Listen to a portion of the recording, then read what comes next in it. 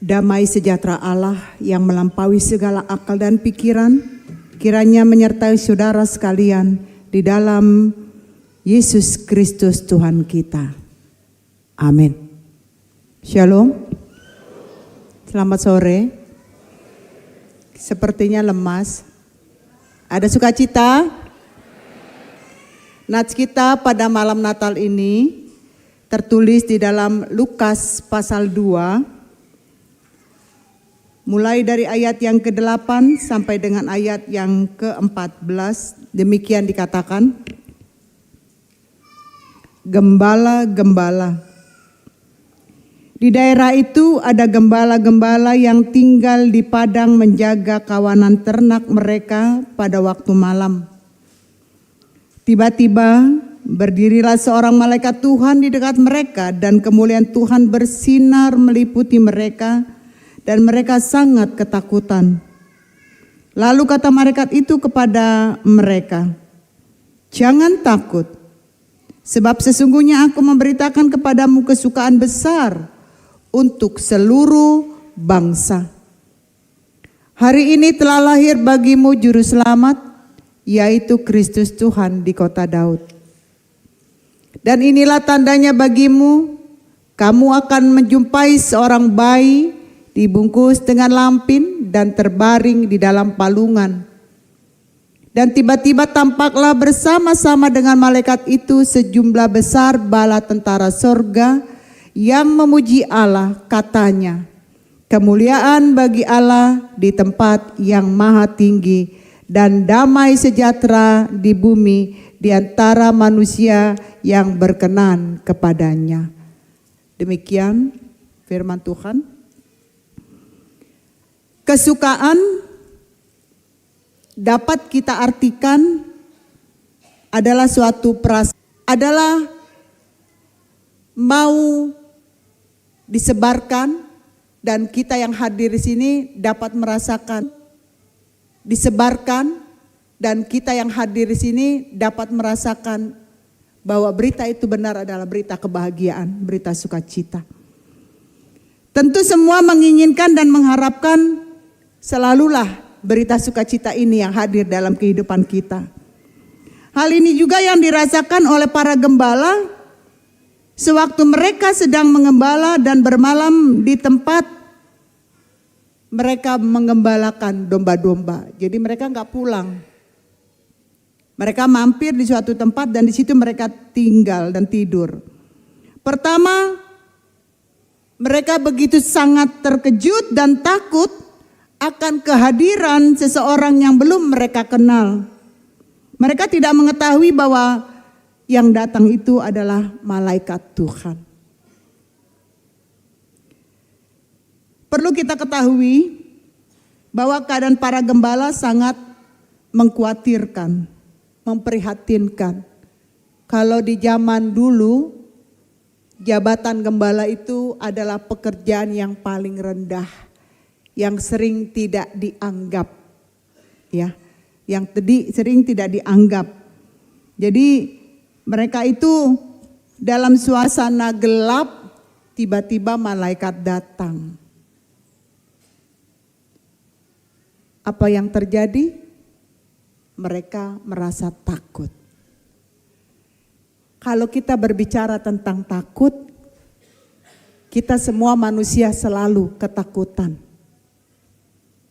Takut tidak makan, takut tidak bisa bayar kontrakan, takut tidak bisa bayar kuliah, takut tidak dapat kerja, takut tidak dapat jodoh, macam banyak hal yang harus kita ketahui takut.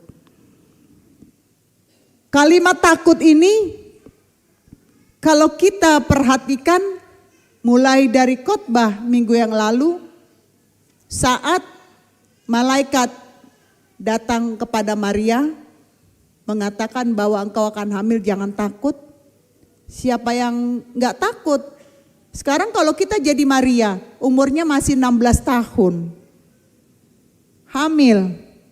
Bagaimana cara memberitahukannya kepada orang tuanya?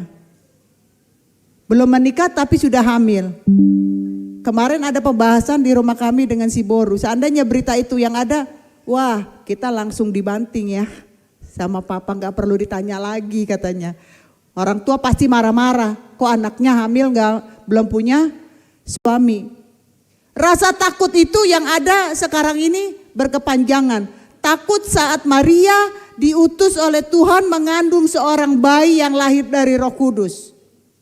Tanpa pernikahan. Kedua, Maria dan Yusuf takut saat bayinya lahir akan dibunuh oleh Raja Herodes.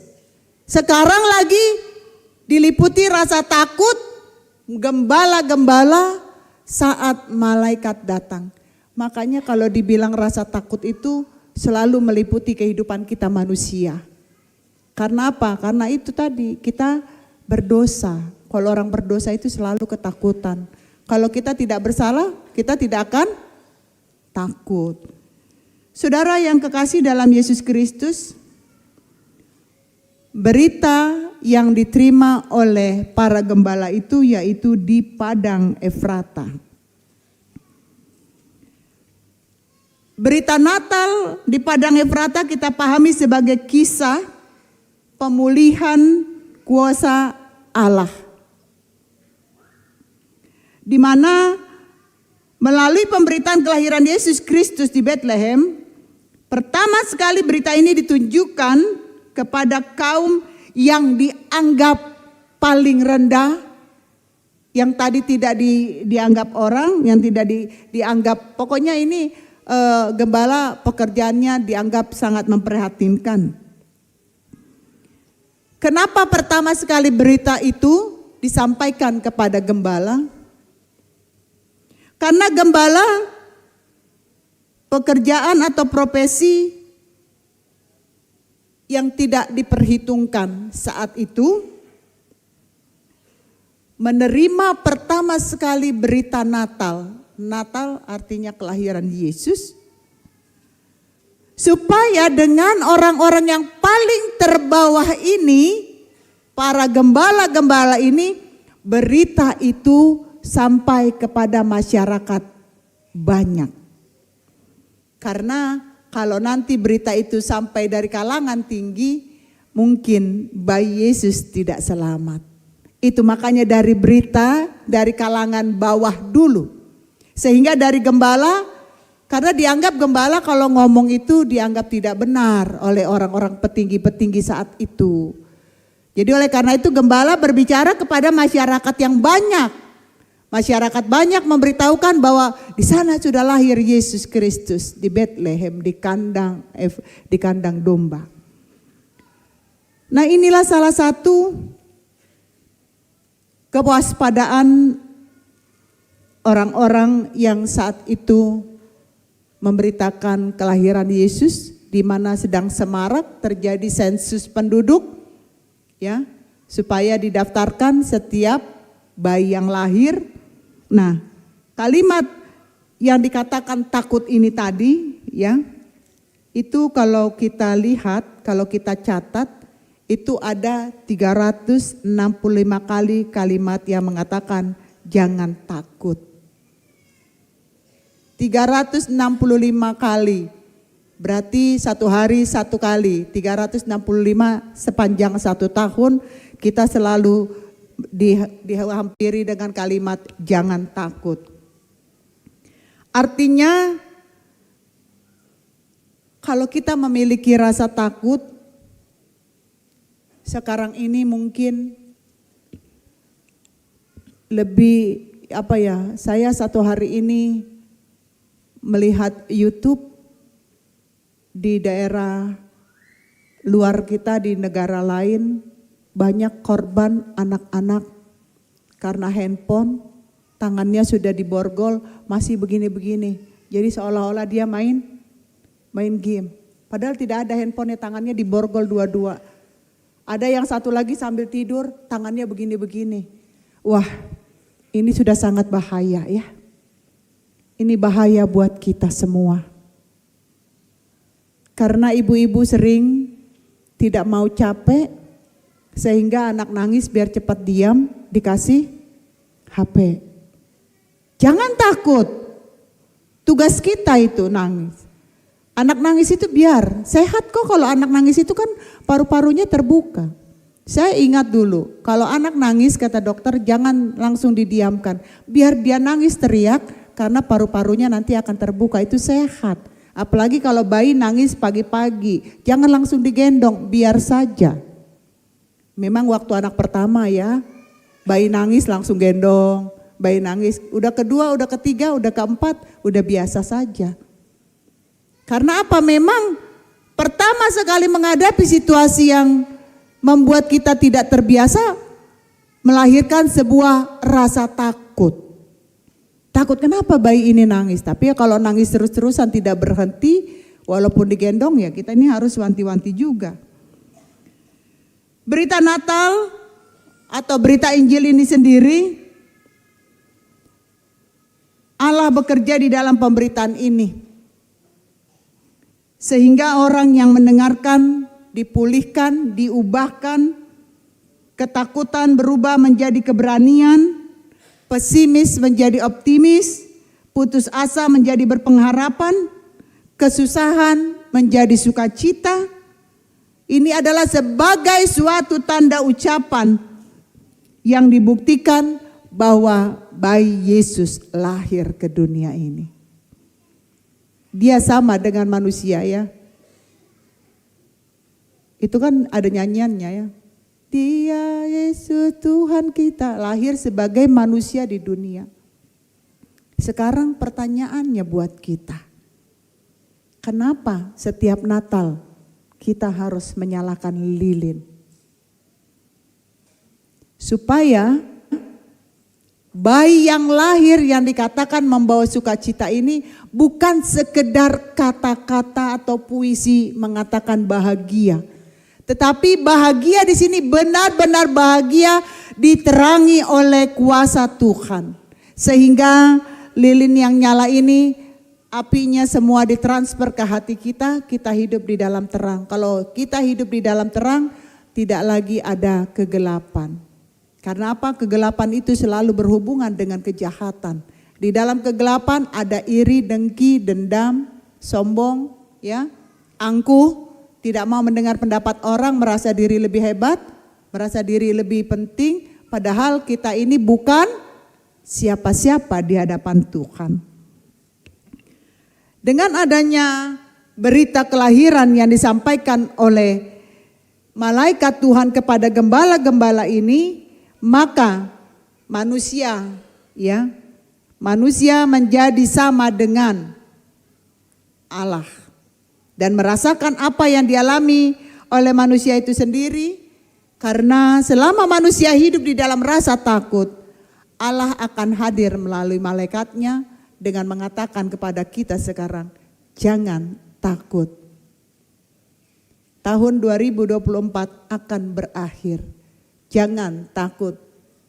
Walaupun tahun 2025 sudah ada berita akan ada lagi pandemi, ya, pandemi COVID.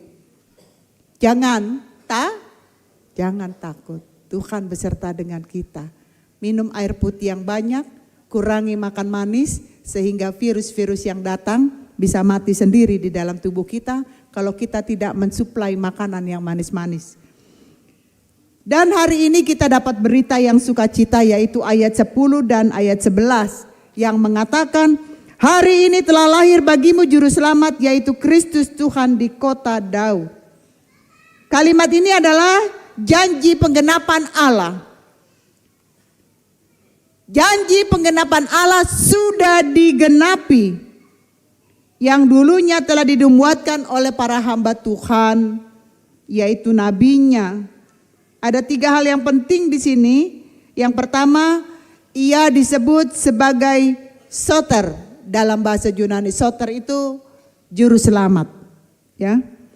Penyelamat dunia yang menjadi milik dan diperhamba oleh dosa sendiri. Karena Allah tidak ingin kita kepunyaannya, kita miliknya, selalu diperhamba oleh dosa. Karena itulah Allah ingin supaya kita ciptaannya hidup di dalam kekudusan bersama dengan Tuhan. Yang kedua, ia adalah Kristus, Mesias, Kristus, yang artinya diurapi. Dia akan menduduki jabatan sebagai nabi, imam, dan raja, berkuasa memerintah, menyampaikan firman, dan dia sendiri adalah firman. Itu kita tahu dalam Yohanes 1, ya. Pada mulanya adalah firman, firman itu adalah Allah sendiri. Jadi diajak kita di sini untuk lebih mengenal siapa sebetulnya Yesus yang lahir itu. Dia adalah penyelamat, dia adalah Kristus. Yang ketiga, Tuhan sendiri adalah Allah yang hadir dan lahir di dunia, bertindak dan berkarya. Disinilah Tuhan mau menampakkan kepada kita bahwa para gembala-gembala di Padang Efrata diubahkan Tuhan melalui berita Natal dari yang tidak diperhitungkan pekerjaannya menjadi orang yang sangat dihargai karena membawa berita sukacita. Ternyata para gembala ini membawa berita kebenaran bahwa Yesus sudah lahir. Ini dia. Jadi jangan merasa kita kecil, jangan merasa kita tidak berarti. Karena berita Natal hari ini juga mengajak kita bahwa Tuhan akan mengubahkan kita. Dan kita dipanggil untuk membuka hati supaya diubahkan oleh kuasa Allah melalui berita sukacita ini. Berita Natal membawa sukacita, membawa perubahan. Apa perubahannya? Perubahannya adalah jangan takut. Pasti kita semua memiliki rasa takut. Sebagai manusia yang normal, semua kita yang hadir di sini pasti memiliki masalah, pergumulan. Pasti kita memiliki penderitaan, tapi juga kita memiliki kebahagiaan. Semua itu ada pada kita. Tapi saat penderitaan, saat pergumulan, saat persoalan, masalah hadir dalam hidup kita, malaikat mengatakan dengan tangannya, jangan takut. Kalau ada sekarang malaikat datang kepada kita, mengajak kita, ayo kita pergi ke Bethlehem. Mau kita pergi? Mau. Tapi kalau Yesus datang hari ini, marilah ikutlah aku. Apa kita bilang siap? Belum tentu. Tuhan, aku belum permisi dengan suamiku. Sekarang aku ke gereja, suamiku tidak ikut. Tuhan, aku belum permisi sama istriku kalau yang suaminya gereja tidak ikut istrinya. Atau Tuhan, aku belum ngambil uangku di tabunganku. Aku belum merapikan emas-emasku. Banyak kalimat, tunggu Tuhan, belum Tuhan. Kalau yang siap sekarang, puji Tuhan. Kita harus siap saat Tuhan panggil, ikutlah aku. Karena kita datang sendirian, datang pun kepada Tuhan juga sendirian. Karena Tuhan menawarkan kepada kita bahwa hari ini telah lahir bagimu Kristus Tuhan, yaitu di kota Daud. Kita sudah bisa menjadi bagian yang akan mendapatkan damai sejahtera dari Allah. Berdamai dengan Allah melalui iman percaya kita. Ini adalah salah satu bukti bagaimana cara kita menerima damai, bagaimana caranya kita menunjukkan kita sudah berdamai dengan Allah, tidak membenci siapapun. Pertama, mengasihi sesama, mengampuni sesama. Itu makanya besok di hari Natal itu akan dilaksanakan perjamuan kudus bagi yang sudah sidi. Jangan kita bilang, terkadang masih banyak orang-orang yang mengatakan, udahlah kalian pengumuman kor itu aja yang ikut perjamuan kudus. Seolah-olah perjamuan kudus itu untuk orang-orang yang aktif di gereja. Di sini saya mengatakan bukan. Kelahiran Yesus membawakan damai, kelahiran Yesus membawa pengampunan. Justru yang merasa dirinya berdosa besok ikut perjamuan kudus. Karena tujuan sakramen itu adalah pengampunan dosa. Hanya 2 sakramen di HKBP, 2. Perlu kita ketahui tidak banyak, sakramen di HKBP hanya 2, baptisan kudus dan perjamuan kudus. Tujuan dari sakramen adalah pengampunan dosa. Jadi kalau kita merasa bahwa kita semua adalah orang yang berdosa, yang sudah sidi, janganlah pulang. Dan jangan diam di tempat. Ada juga nggak ikut aku, duduk aja.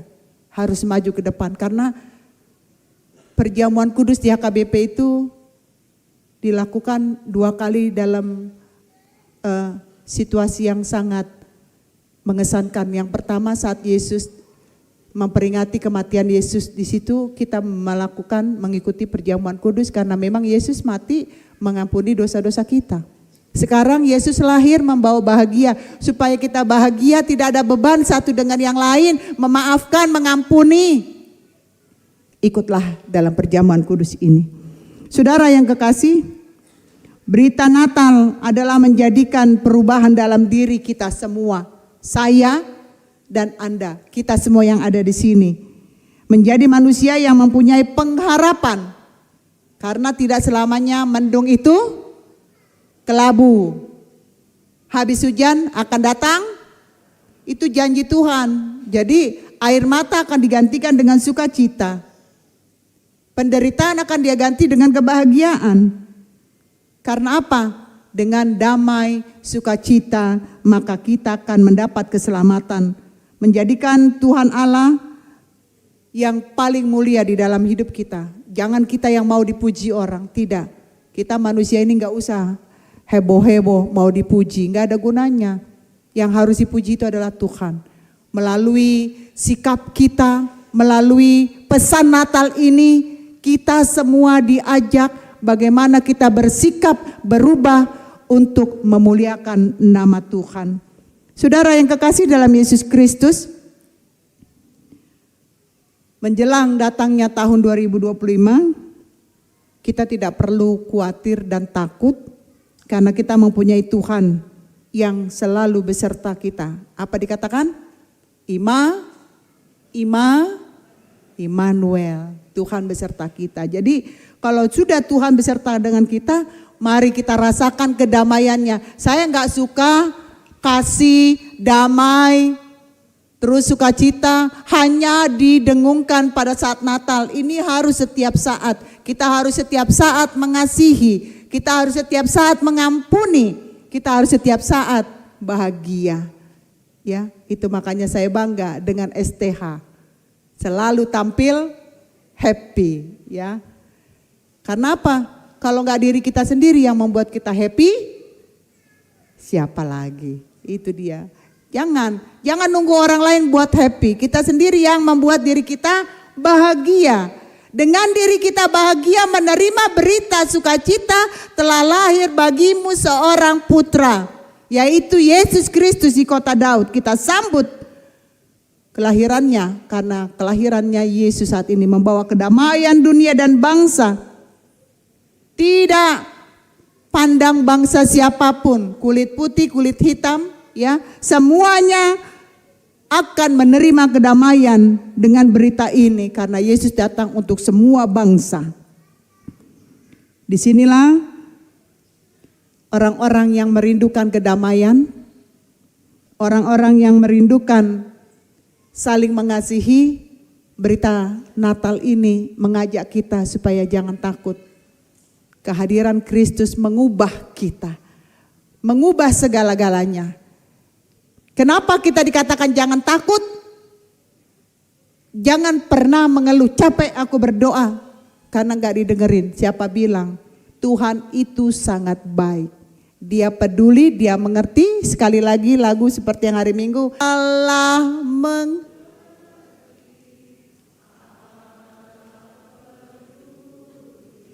segala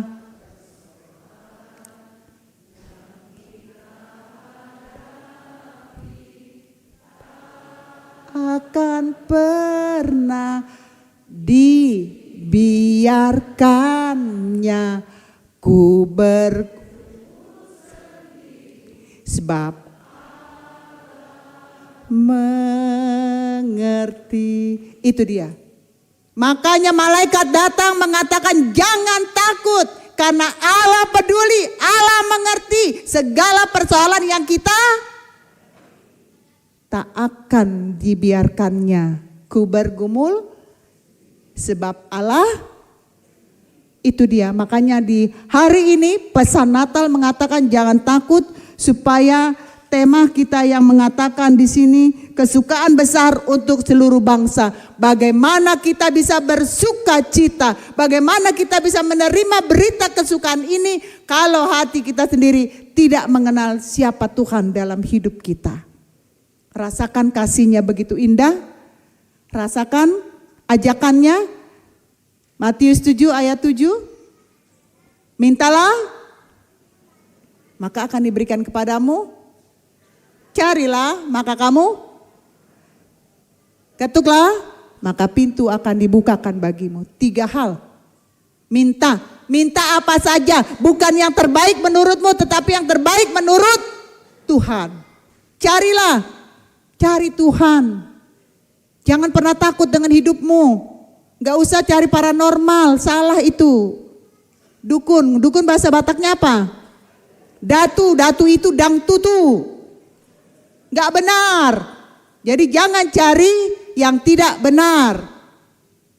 Ya, carilah maka kamu. Yang ketiga, ketuk. Pintu siapa yang diketuk? Jangan salah kamar, dosa. Ketuk pintu rumah Tuhan. Jadi artinya jangan pernah takut. Kalau kita tetap berjalan di jalur Tuhan, maka Tuhan akan memberkati kita. Bayi yang lahir sekarang ini membawa damai, terang, sukacita. Bayi yang lahir ini adalah seorang raja.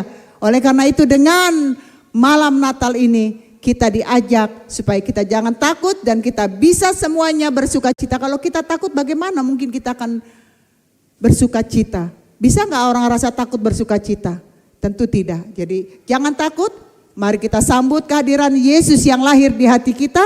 Sehingga berita kesukaan ini akan sampai kepada kita semua. Dan kita akan menjadi pemberita-pemberita sukacita. Karena Injil adalah kabar baik yang harus disampaikan kepada semua orang. Tuhan Yesus memberkati. Amin. Terima kasih Tuhan, Engkau sudah memberkati kami di dalam persekutuan yang indah bersama dengan jemaat Tuhan hari ini. Kami mendapatkan berita sukacita. Kami harus menyampaikan pesan ini kepada semua orang bahwa Yesus Kristus telah lahir membawa damai dan sukacita, membawa pengampunan, membawa terang, sehingga semua pesan ini hadir di hati kami. Bukakan hati kami Tuhan, turunkan Roh Kudus-Mu berkuasa agar kami mengerti firman-Mu hari ini, sehingga rasa takut itu hilang daripada kami, karena kami sangat yakin Tuhan ada bersama dengan kami. Biarlah di malam Natal ini kami juga boleh bersuka cita, di mana banyak sekali orang tua kami yang lansia hadir pada saat ini. Berikan kesehatan, panjang umur kepada orang tua kami yang sudah lansia, dan juga walaupun dalam keadaan kurang sehat, dalam keadaan sakit, duduk di kursi roda, tetap hadir Tuhan. Engkau begitu baik, memberikan semangat kepada saudara-saudara kami. Biarlah kiranya Tuhan, Engkau juga memimpin perjalanan kami pulang dari tempat ini, seluruh kami yang hadir di sini, Engkau berkati apapun pergumulan kami, apapun penderitaan kami, apapun persoalan hidup kami. Angkat, buang, tinggalkan di tempat ini sehingga kami pulang tanpa membawa beban apapun, karena sukacita Tuhan menguasai hati dan pikiran kami. Terima kasih Bapa, di sisa hari ini kami serahkan hidup kami ke dalam tangan Tuhan. Biarlah Tuhan menjaga, melindungi, memelihara dan memberkati kami. Ampuni dosa-dosa kami. Hanya di dalam nama Yesus kami sudah berdoa dan bersyukur. Amin. Sebelum kita bernyanyi, saya ingatkan kembali, pagi biasanya kita masuk jam 7, besok jam 6. Bagi yang mau gereja pagi besok masuk jam 6, supaya jangan terlambat dan jangan salah.